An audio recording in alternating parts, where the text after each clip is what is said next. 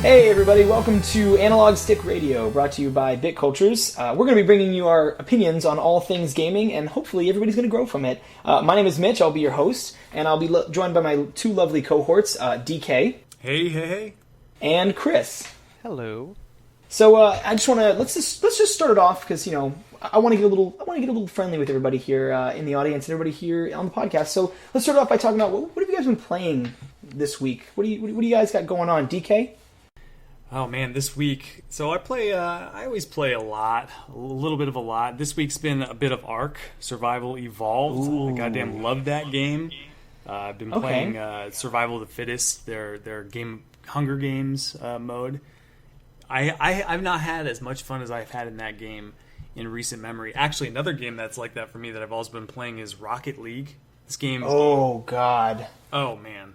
Rocket League is the absolute shit. Like, I'm not a sports guy, I'm not a car guy, but I'm a Rocket League guy, which blows my mind.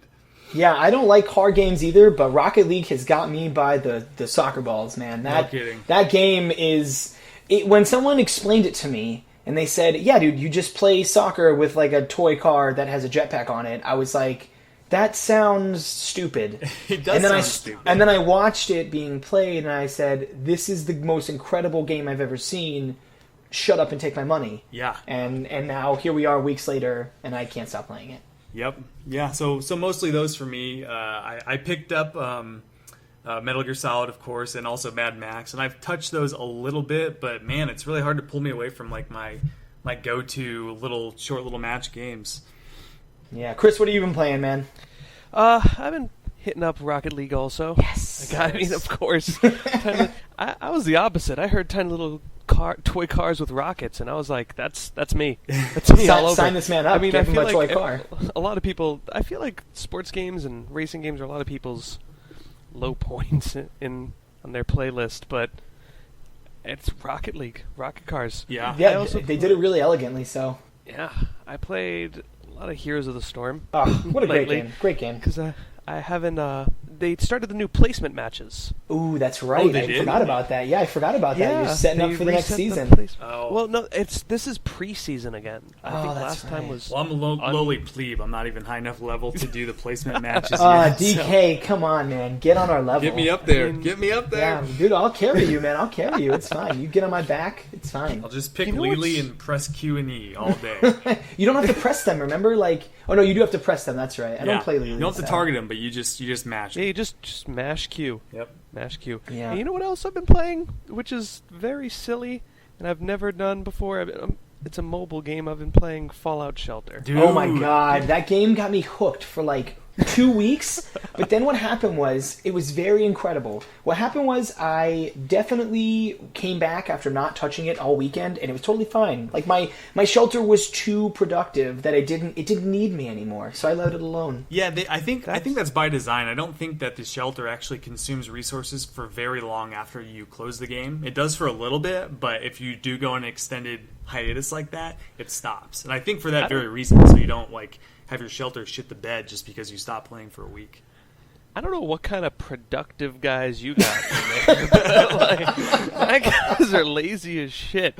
They don't do anything. Like, I leave it, I come back and everybody's irradiated and everybody's like dead. And then like I try and pick up the guy.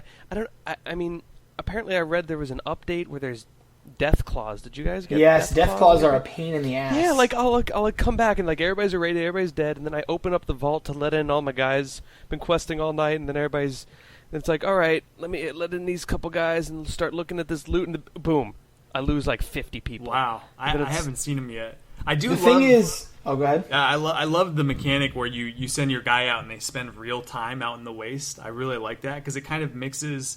It's like a combination of, like base management, but it also kind of ties it in with like your real time. And a lot of other games will do that, like in that hokey, pay a bunch of real money and you can speed up this process. But Fallout's like, no, just send them out, come back when you're ready. And I remember telling my my girlfriend, say, hey, this game's really cool. She's like all about the Farmville kind of stuff. I'm like, it's kind of like that, but if I forget to come back, my guy dies. Yeah, everyone's dead Yeah. if I forget. And she laughs, and then like literally the next morning I wake up and I go, damn it. Damn it! I forgot again. Phil, I forgot you, Phil.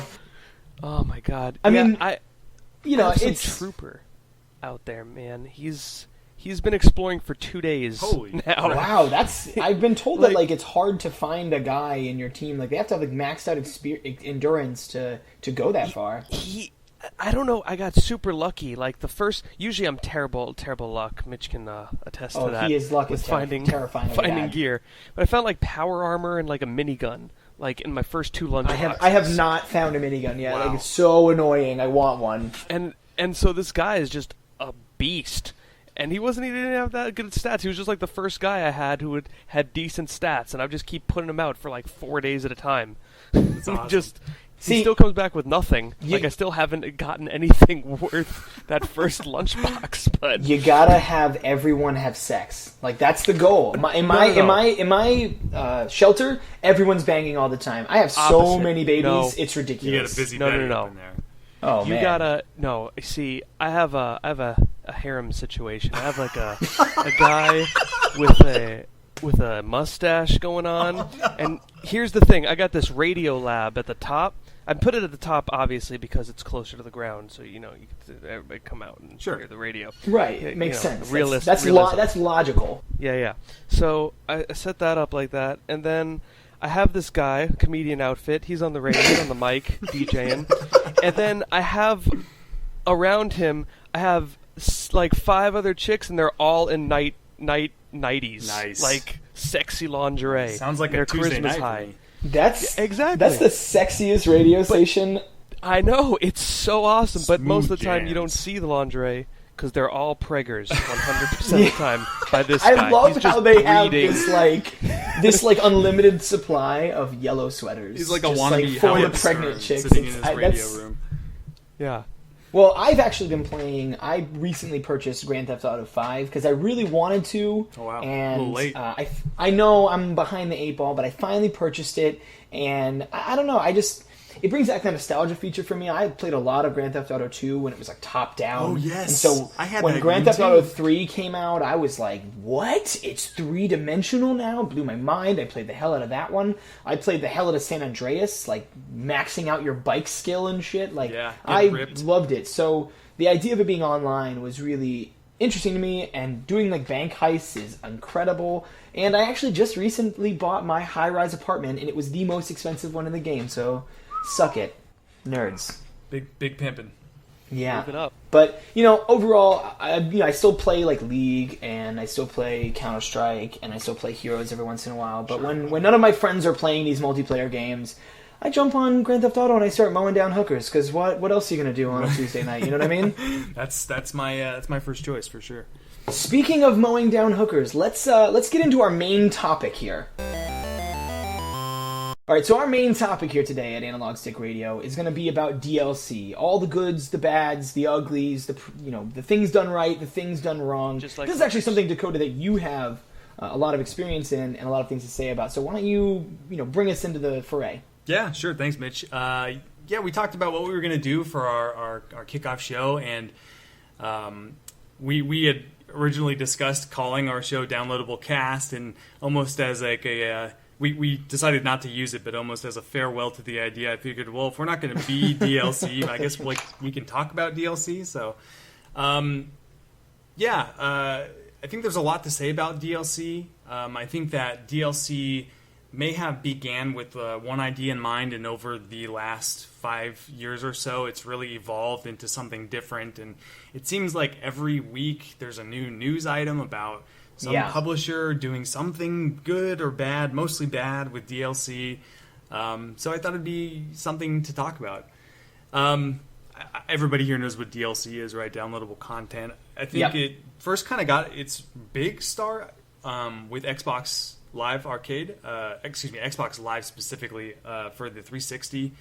There may have been a couple examples before that, but that's like when it really started, the ball got rolling. And then the other platforms tried to start competing with that business model, and now we're in a world where, goddamn, almost every game that's released has DLC in it. Yeah, I mean, yeah. I mean, there's just like a lot of different things. They come out with a new game, and then they realize that they want to add different things to it. It's almost like that kind of WoW model, right? Where you come out with this end game content, or you come out with this game, and now everyone's done the game, so people want to keep the game going. So they're just going to add something else to it, something more that you can play. I think that was the initial idea behind it. At least whenever I think about DLC, that's what I usually think about. But now these companies have looked at it as almost like a cash cow, and they're just trying to whack that thing open in any way possible. And I think that's where we see the horror stories. Chris, what are your thoughts on DLC? I think I don't know. I feel like it's rebranding almost for a new age. 'Cause back in my day, we used to Grandpa. Yeah, we used to call it an expansion pack. Oh God, that's right. That's right. I haven't heard that statement in so long. That Brood War life. Oh my God, when they added lurkers, Yeah. I was just crying. I mean, that was different. That was for PC players. Obviously, you can have a game, pop in a new disc, and then boom, get a new whole bunch of content. Right. But you couldn't do that with your Nintendo 64. As much as you'd like to plug it into that bottom memory slot on your controller, I don't think. Besides getting Pokemon, just for rumbling. Yeah, Bottom spot's just for rumbling. Rumbling. Well, that Pokemon Stadium. It's just like girlfriends. Bottom spot's just for rumbling. Hey, bring that to my Fallout shelter. we need more of that in there. But we don't need any. My Fallout shelter is full of that shit. But DLC lately, it's good and it's bad. I feel overall I don't like DLC. I don't utilize much of it. Mm-hmm. I do for some single player content, but usually I wait until the bundle comes out. Pretty much every time. Like Skyrim, for instance. Mm-hmm. I got the bundle for the DLC. And I'm not talking... I'm talking about Game of the Year edition. I'm not talking about the pre-order bundles. Yeah. But Yeah, I think it's there's been a big shift. I think when DLC was first devised in a boardroom by some dude in a suit, I think the idea, I could be wrong, but I think it was to cover secondary market profit losses, because the used game market's a serious problem for publishers and developers, right? They don't see any of the money that goes into me going down to GameSpot and buying a used game. The game's been purchased once. That first $50 or $60 goes to the man. And then any money that is paid to buy the game again doesn't go to them, right? It goes to GameStop. And so this provides a way to monetize secondary market. So even if I buy a used game and it's got some sweet DLC, then I'm incentivized as like a purchaser, to buy it. And so they can still turn a profit off of me. Do you know what I liked? The way that I don't like EA, as probably a lot of people don't like EA. But what I liked, bold statement. What I liked that they did, and I agree with, is the I don't know what they've done with recently, but when I played Battlefield Bad Company 2, the if you bought it pre-owned, you weren't able to play it online without a certain code. So if you bought a pre-owned copy for like $40, you'd have to pay maybe like a $5 or $10 fee, I think, to unlock multiplayer use, which was the main draw. Which I feel was fair in that case, because you're still getting the game at a discounted price. You're just paying a little bit more, and that actually goes to the publisher, even though it's going to their greedy hands. Right. I mean, I think we can all agree that, we don't mind the idea of DLC as long as it's worth our dollar. We don't mind giving the money to the publishers as long as it makes sense, as long as it's done in a way that is both, profitable for them but enjoyable for us. Because there's a lot of ways to do it correctly, and we all know that, and there's a lot of ways to do it incorrectly. There's a lot more ways to do it incorrectly than correctly, and we all know that. We should actually probably go over some of those, some of the ways that we think DLC was done correctly. What are some of your guys' favorite DLC ways? Chris mentioning EA doing that, which is insane that EA has done something correctly. But that wasn't so much their DLC policy as more their used game policy. Right. Okay. For their DLC policy, I haven't really haven't bought any EA games in a while. I know that Dead Space 3 was awful, but we're going for good things. or Dig I mean, deep, Chris. getting me a little. It's like, good DLC. Good stuff. I Actually, recently played the Witcher, the Witcher 3, right? It just came out, and A lot of hype about that. huge. CD Projekt Red. They had a really interesting attitude towards DLC. They kind of came out and said, "Look, it's all wrong. Everything that's happened up until now is wrong, and this is how we should do it." I think what they said specifically, I got a quote. They says, "As gamers, we nowadays have to hold on tight to our wallets, as surprisingly, right after release, lots of tiny pieces of tempting content materialize with a steep price tag attached. Haven't we just paid a lot of cash for a brand new game?" And they're right? I mean, you That's buy a game, good point. Yeah, and then that's a good point. immediately after booting up the game, God, even some games have them in their like start menus. They're like, "Do you want to give us some more money?" I mean, immediately. And so what Witcher 3 did is they said, "Look, DLC is not going to be about money. It doesn't have to be about money at all. It can just be a way for us to give you guys more stuff. You gave us $60. You already showed your appreciation for us as a developer in our game, so we're just going to give you more." And so what they did was the 16 weeks after The Witcher 3 was released, they released one per week a piece of DLC that was absolutely free. Now, like with this kind of model, it's not like they're releasing big expansion content, large chunks of a new map or something. Just here and there kind of stuff. Like a weapon, a skin, Exactly. something like that. A weapon here, a skin here. But it's still the same kind of stuff that has been sold before for other games. Skyrim infamously had like horse armor for like, I can't remember, $10-15 or something. I think that wasn't Skyrim. It was one of the other Elder Scrolls. Yeah, I forget which Elder Scrolls. sure, it was. yeah, the one right before it. Yeah. I like this model. I think this is a smart move on CD Projekt Red's, on their point. They're not going to give you, like you said, they're not going to give you a lot, but they're going to give you a little something to let you know that, look, this is how we are about DLC. Here's a little bit. We appreciate you, buying the game. We're incentivizing you to continue playing it. Obviously, every week we're going to be, releasing new DLC, and maybe when the big stuff comes, since we've given you all this free stuff, you'll, be more incentivized to pay for the other stuff because you see that we're not just trying to gouge you. We're giving you the stuff that we don't think you need to pay for, and then when the stuff that we do think you need to pay for comes out, you're going to be a little more generous now because we give you 16 free weeks of it. Yeah, even if you are looking at it from a strictly business oriented point of view, it still provides you customer loyalty, right? Right. It also provides that repetition too. Like if they're releasing every week a new piece of DLC, every week I'm gonna go back to The Witcher 3 and see again. I'm gonna see what the new DLC is. And so if you set up that kind of schedule with your gamers, with your consumers, that can be nothing but good. You know what game is mirroring that in a different way, which is the one I was going to bring up, is Splatoon. That game is number one. It's bonkers. It's great. The DLC. I mean, everyone's all aboard that hype train for Splatoon. Hype train? Did somebody say hype train? Someone said hype train. Oh my god! All aboard. Pulling into the station. I don't have Splatoon. Tell me about Splatoon's DLC. Oh my god, Splatoon. Well, I'm kind of torn almost. Like, don't get me wrong. I love that they have this constant stream of content coming out. I don't know if you know. Basically, Splatoon, it's that third-person shooter on Nintendo Wii U.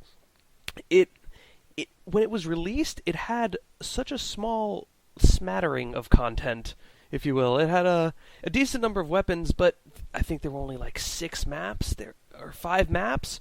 But since their release, they've released a bunch of new maps, a new ranked, 2 new gameplay modes, a lot of different varied kinds of weapons, all for free. Completely for free. But what I've noticed is that a lot of times things weren't downloaded. It seemed to be more... To me, it seems to be unlocked over time.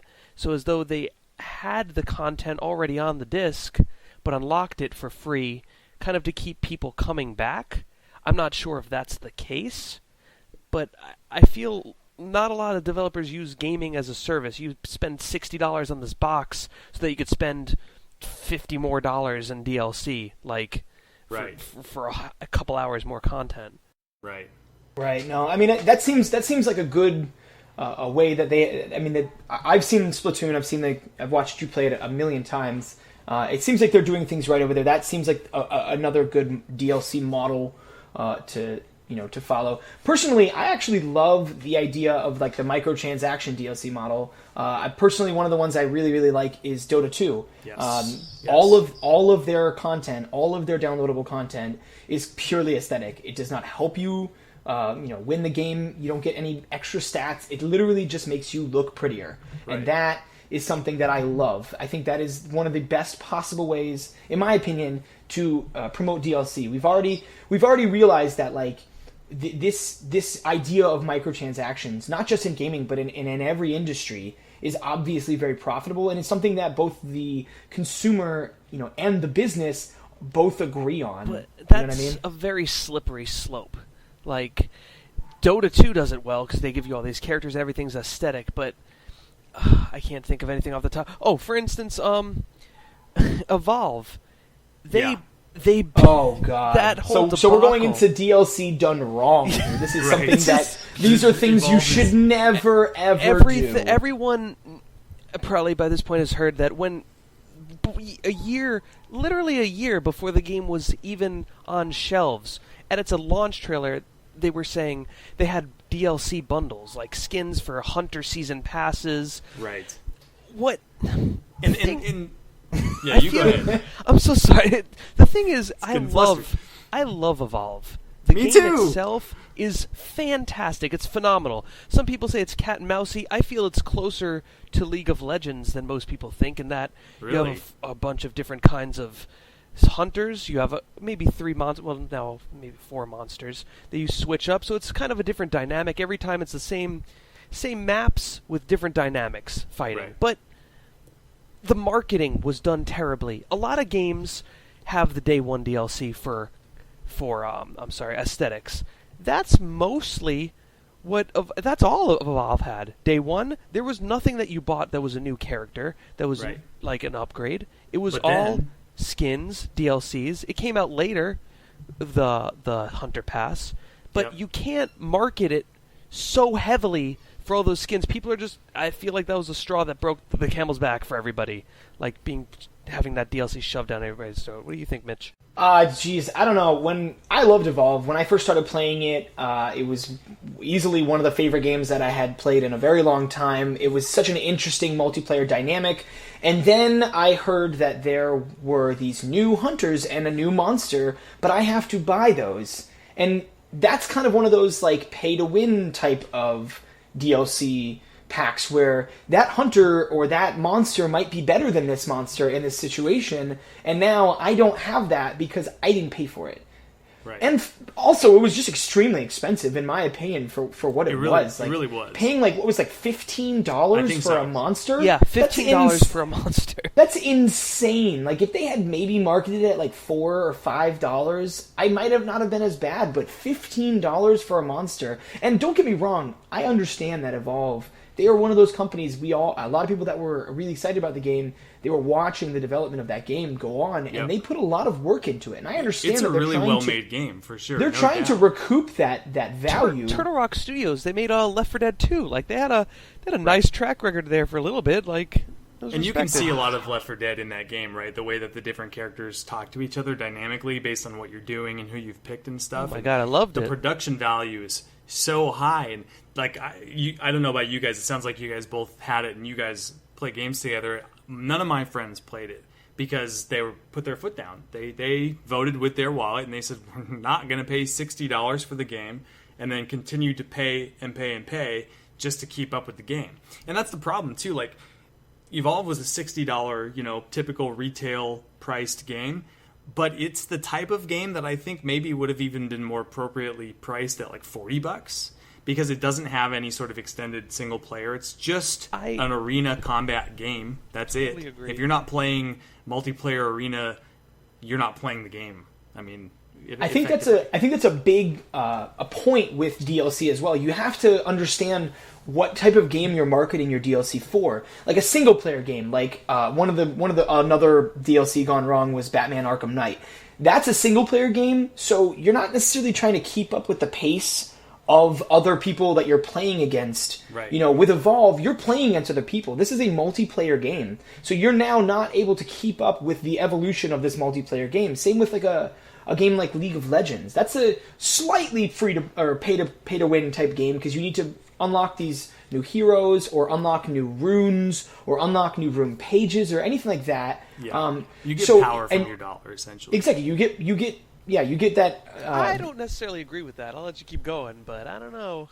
Which is something like any type of game like that where you can't keep up with the game without paying for it in a multiplayer sense. That doesn't seem like a smart move on the developer's point. Like Dota 2 has already very vividly proven that you can give them all the characters for free. They can play the game the way it was meant to be played, totally free, and they're making a crap load of money. They're making badonk money, and all they sell is cosmetics. And I think all they sell is purely aesthetic things. We're gonna gang up on you now, Chris, but I want to hear what you have to say. But they've proven that you can do that type of game, a MOBA, or even if it's like a action-y kind of like Overwatch coming up, they can use the model where you have all of the gameplay elements available to you, and you will still make a crap load of money if you sell silly hats. I mean, Valve is king of the silly hats, and they just make absolute bank on it. And so they've disproven kind of the need for other games of that ilk to try to monetize off of gameplay elements. What do you think, Chris? I agree. I totally agree with that fact. I didn't agree with the fact that I feel like in a game like League of Legends, you're getting power per dollar. Because it's not like if you start with Master Yi, who you could get right away, and then you could unlock, maybe you can unlock one of the newer guys, so you try and buy them. You're not going to get a more powerful character. Well, that's their intention. Hopefully, if everybody's balanced right. Right. Well, in a perfect world, you know, as long as you have one of each type of role, a jungler, a support, a carry, you're going to have the access to the game. You might not have the options you like, but you're not paying to win there. Yeah, but even then, paying for options that other people have, it just doesn't seem like something you want to be doing. I mean, even like you said, Valve's king of silly hats, but yeah, but they're also king of like Team Fortress. I can guarantee you, Team Fortress 2 went downhill because of all those freaking weapons. Some of them were just straight better. Some of them were just better. The axe extinguisher was straight better than the regular axe, and you know that was something that I think turned a lot of people off to Team Fortress 2. I was a very, very large supporter of Team Fortress 2 for the longest time, and they slowly introduced those new weapons, and you could craft them. Sure, yeah, you could craft them. It took hours, and it took a lot of time to get the materials. You just had to get the drops. Yeah, but you could also just buy them as well. And I just that model of paying for the advantage, at least, I don't agree with it. I don't think it's something you should be doing. Paying for an advantage. I just felt like in League of Legends case, they did it differently than Dota. While Dota gave you all the characters, they just made it, I don't know, you paid for faster options as opposed to waiting for options. And I feel like that's the ticket that you need when you go into a free-to-play game. You're giving up your ability to say, no, I don't want to be bothered, I'm going to spend some more time because I'm not going to give you any of my money. Or you have the option to say, hey, I like what you did, I'm going to give you money to enhance either a character's looks, or I'm going to give you an option so that I could save myself some time. That's true. I mean, like, out of all the models, at least in the MOBA environment, the League model is kind of in the middle. It's not the worst, but it's not the best. The fact that you can still you may unlock all gameplay elements through strictly gameplay is excellent. It's true I do like that. That's definitely something that they added to kind of, I guess, quell that burn. I guess in my opinion, with League of Legends and with any game like that, the newer stuff is always going to be the more up to date stuff. Like these are things that they've worked on. And some of the other stuff is going to, be swept under the rug, and they remake characters all the time. I don't know. Yeah. League is always going to be one of those models that is very strange. Right. Yeah. So that's kind of the multiplayer kind of places you can go wrong. And you mentioned earlier Batman: Arkham Knight recently came out. It's kind of the game is good. The game is not great, but again, another instance where large name publishers are just kind of trying to pull the wool over your eyes with this DLC nonsense. they recently released a Matter of Family, the Batgirl DLC, and it's $7.99. And I think the shortest time to beat that I saw in a review was like 50 minutes, 50 minutes. Oh my god. That blows my mind. Wait a minute, and how much is it? $8. How much is the DLC? For an hour of content? Are you Yes. kidding me? $8, yes. What? I don't even understand. That doesn't even make sense to me. That content should be like $2. Exactly, and it's wild to think that, like, I think what they're trying to bank on here in this case is that if you're into the Batman series, you're probably into the characters and the mythos of the Batman universe, and so you're like, oh, okay, Batgirl, I get to play as a new character, cool. And then you get in and you go, what, that's it?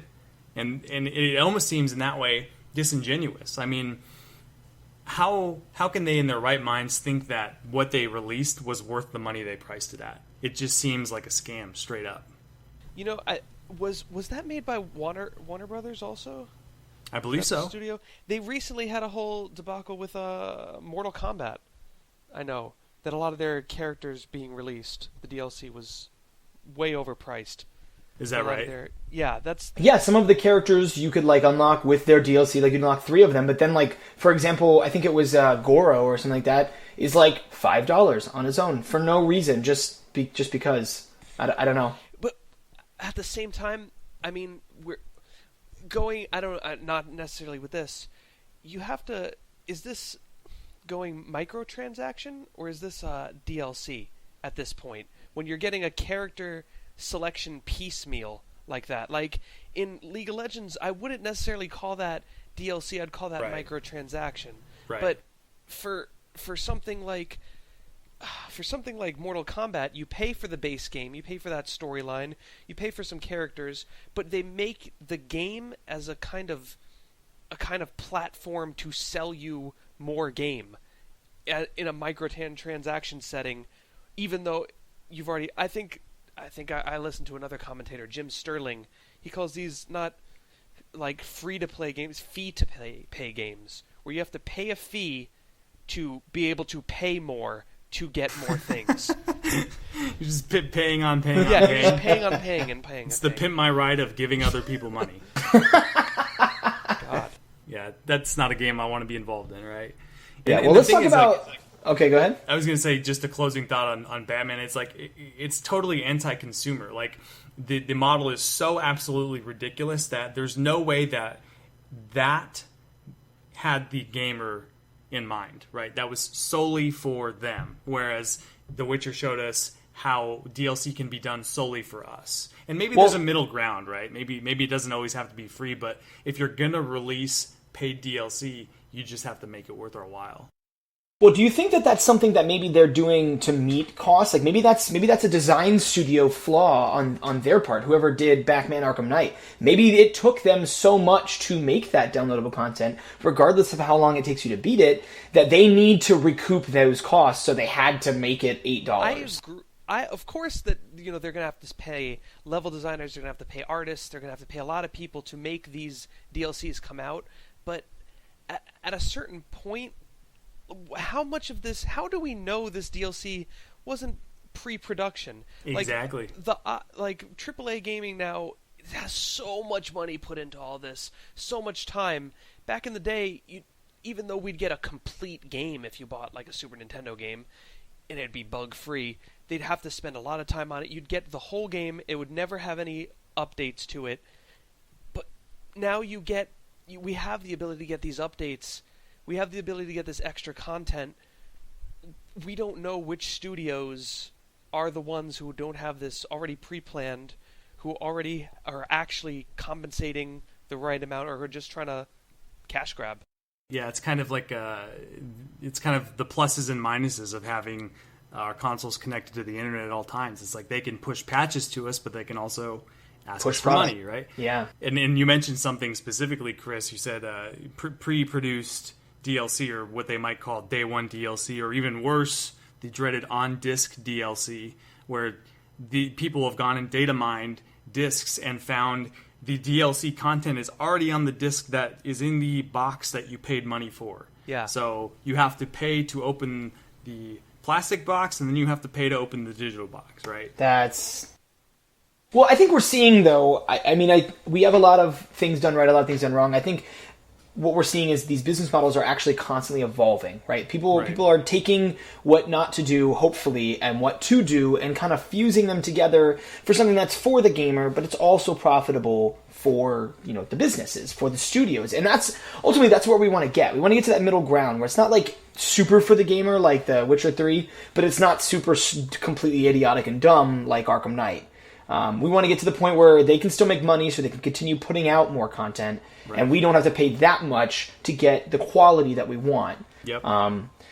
Some things that, like, Street Fighter 4 releases, for example. Right, yeah, with Street Fighter 4, like, they every time that they wanted to, like, patch or add new characters or something like that, they pushed another disc. Like, you had to go from Street Fighter 4 to Super Street Fighter 4, and then you had Street Fighter 4 Tournament Edition. Oh, God, there's so many, I can't even keep them straight, man. I'm missing one. And then lastly, Ultra Street Fighter 4. And, they also, on top of that, released paid DLC costume packs, which is cool. Again, we talked about, if it's purely aesthetic, feel free to charge me. But if it's gameplay, do not.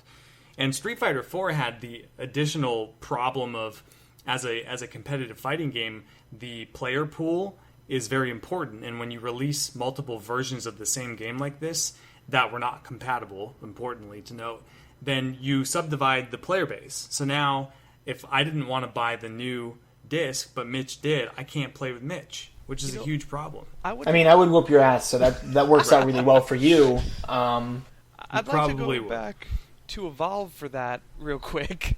I can't get off Evolve. The maps, right? The maps. I thought that was a great... There's so much that you're like, oh, good job. For every step forward Evolve took, I felt like they took 12 steps back. 12. but like a giant monster-sized step back. I see. I get it. Yeah. You see what I did there? Yeah, it's clever. Like Goliath step back. But yeah, they had the DLC. Not only did the new characters, the new hunters that came out, you could buy those. You could play with your friend. If your friend ended up buying the DLC pack, you could play with them. But they released maps for free, and those maps were available to everyone. I think they released 2 maps so far for free, and that was great. That's like a little extra bonus present. And you know what else they did? They had a trickling... I don't know if anybody played long enough. I actually had a lot of hours on it. But they had weekend events on Evolve where they were giving out skins. I did not play weekend events. Giving them out? Yeah, they gave out... That's what I'm saying. Like, Evolve did a lot of really cool things that nobody really got into because everybody picked it up and quit right away. Cause they shot themselves in the foot. Yeah, I know. They with shot that themselves stuff, in the foot. It was... But yeah, they had weekend events where if... It was kind of fun. It would be like, if Lazarus versus a Wraith, like a certain combination, whoever won the most games would get the skin. So everybody would play as a Lazarus character, or if you ended up being a hunter character, I would play as a medic because I wanted a Wraith skin, for instance. Right. You know what I mean? So that was fun. But like, they gave away free skins. They gave the maps that you did the thing, even though Then they come out with those outrageous monsters that coming at for $15, and the hunters at like $10 a pop or $8 a pop. Yeah. Yeah, I'm sorry. Go ahead. No, you ahead. Finish your thought. I was going to say, if I agree with what you said earlier, DK, about them releasing the game as a $40 game and then adding this on, but what I really wish is if they spent a little less time on making the game look so darn beautiful, and just if they made that game free to play. I felt like that game would be an amazing free to play game. Maybe take away the whole realistic aesthetic overall, and if you kind of make it almost a Team Fortress type cartoony thing, I could see that game looking gorgeous. Like, like cartoony monsters in this group, like 4v1. I don't even think they need to change the way it looks, but I think you're onto something with free to play. Like, if they were willing to take the risk, a large publishing company willing to take that kind of risk is rare. Like, we were talking about Street Fighter, and Street Fighter 5 now is on the horizon, and Capcom, it's crazy to think Capcom, like a company as old as we've been gaming from Japan, very traditional, as far as culture is concerned. They're going to go out on a limb and try something new with Street Fighter V because the backlash with Street Fighter 4, their business model was so great that they recognized that they needed to change something up. And so they're basically adopting the League of Legends model, where really they're going to start us off with 16 characters. And when they want to release new stuff, characters, gameplay stuff, you can either earn them with credits that you gain by playing the game, or you can buy them. Up to you. Is it free for the base? No. So you'll have to buy the base game, but they also said that they will not release another disc game. This is going to be the disc that you buy. Well, that was the biggest thing. I mean, like with Street Fighter, it was so frustrating. You had to they're just stupid little changes that they needed to make. They had no way to patch it or update it. They just released a new disc instead. And it was just so frustrating in the fighting game community to constantly have to get the new game and then learn that new game's stupid little mechanics, even though they weren't that much different. Right. It was just a very frustrating business model. It wasn't. That's something they could have patched out. They had to release. I honestly could not tell you why they didn't do that. Even Super Smash Brothers, you think about it as a fighting game type of thing. Maybe they don't want to only cater to the people that have internet connections, right? I guess is a thing. But I mean, even Super Smash Brothers is patching their issues. So I honestly don't know why they did it like that, but I'm excited to see how this works out, because Capcom doing it, Capcom being like you said, as old as we have been gaming, Capcom taking this leap of faith will hopefully promote other companies to do something like this. I don't hope that promotes anybody to do that. Because great tell, Chris. That's another totally fee to play. I don't want to pay. I mean, I guess maybe you could unlock the characters but you still have to unlock stuff that you have to buy. They have to pay a fee to start buying stuff. Either give me the disc and give me some DLC, or give it to me for free, and then I will buy things. But see, that's what I'm talking about. That's what I was talking about earlier, where it's we need to come to a middle ground, and as much as I don't like the League of Legends model, it is that middle ground. I'm not quite sure. The new Killer Instinct, I knew I haven't played it, and I might be just talking right out my ass here, but I remember that when it came out, I heard it was free, and then you could download new characters. You pay piecemeal for the new characters. I feel like that's an interesting model. So you're good as long as they don't hit you on both ends, either free up front and then pay, or pay and then free. Yeah, I don't want to have to pay an entrance, because like I said, the way it's not unreasonable. Yeah, the way that free to play, that was the whole idea behind free to play. You get to play for free, but they shove things down your throat where, I mean, you're paying for free, so the price you pay to pay for free is to have things shoved down your throat oh, you can make this a little bit easier. Or, oh, wouldn't it be nice if you had this super ultra gun? As opposed to having That's what was this regular gun? buy Dead Space 3. Dead Space 3, so stupid. You had to... They implemented a crafting system to craft weapons. I'm sure a lot of people know about this. This is so stupid. I don't. Go tell me all about it. Implemented a crafting system to craft weapons, and then certain materials to craft the weapons were locked behind microtransactions.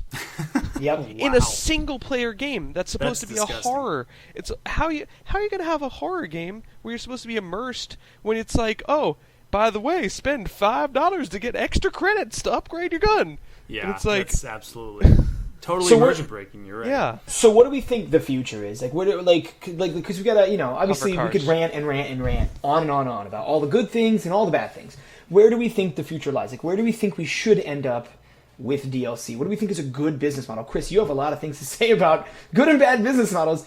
I think the League of Legends model, personally, is very elegantly done. I think they make most of their money off of aesthetics anyways, so I don't think they're making a lot of money off of character purchase. But if that's not the right way to do it, what's the right way to do it? I like the Dota and League of Legends models for how they bring to it a different way of thinking about it, especially the Dota, way. Like, you send out a game, you could pay for aesthetics. And a lot of things, that's a big thing gamers like. We like customization. We like to make ourselves stand out from the crowd. I want to look pretty. Yeah, exactly. Really when you're taking Mylena's names, got to have the dopest dress. I want to be the pretty girl that I know that I am on the inside. Perfect. Exactly. That's exactly what I'm talking about. So that's a great model. Also, Witcher model, where you just, or the Splatoon model. I don't know if the Splatoon model, however, is sustainable. To trickle out constant content for free. I mean, that's like the dream, what they're doing right now. Of course. Yeah. Like, you buy a game I don't have and to they pay just for keep- anything. You just keep giving it to You me? just buy this thing and you keep getting stuff. That's all the best thing I've ever heard of.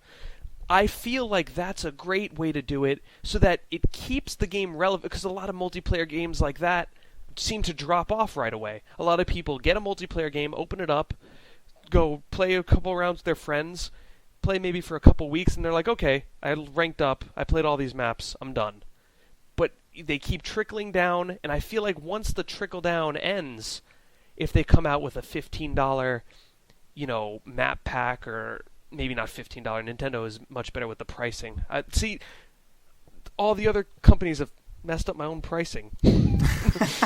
No, like a $10. I mean, that's like Halo did that, right? Like Halo used to do that all the time. You'd spend like $50, $60 on the game, and then everything was fine. Everything was free to play, and you played the shit out of it, and you had a good time. And then exactly as soon as that hype wore off, they released a new map pack. Yeah, and then I'd get everybody back in. The same thing Call of Duty does every year, but with a new box release instead of. Yeah. Well, no, Call of That's Duty a whole nother discussion. Call of Duty Yeah. is doing the That's something. Street Fighter 4 thing, where they're just like, hey, here's the same game with like some other weird guns. I Call don't of know, Duty's whatever. doing the Call of Duty thing. They're doing the Call of Duty for sure. Yeah. Well, I mean, obviously, like I said, I think that we are on our way to a better DLC. We're kind of getting these other ones out of the way. What I loved about the Evolve situation was that it was very obvious to the community that it was something that was not correct to do in DLC, Yes. and the community Yes. spoke.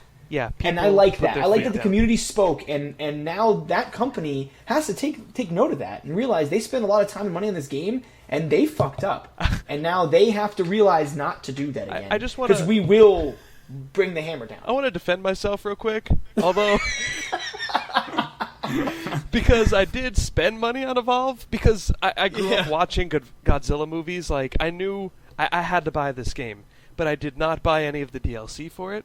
So I'm going to give myself a little pat on the back there. Attaboy. I'll pat you on the back next time I see you as well. Great, and on the butt too. Thank you. All right. Well, so one of the things that we're going to be doing here at the end of the show, it's a new little bit that we've come up with. It's going to be called the Metabet, and basically what that means is there's a game coming out, and we're just gonna kind of try to bet on what we think the meta score is going to be, and we're all gonna cast our votes.